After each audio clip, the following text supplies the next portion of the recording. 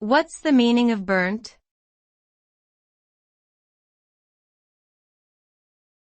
Burnt.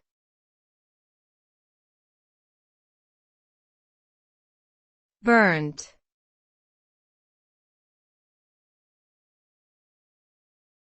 Burnt.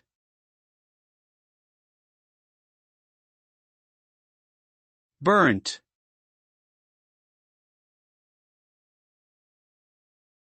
The term burnt is commonly used to describe something that has been exposed to excessive heat, resulting in a charred or blackened appearance.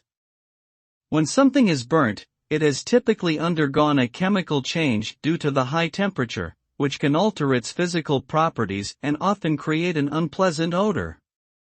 The result of burning can vary depending on the material being burned, with some materials being completely consumed while others may leave behind ash or residue.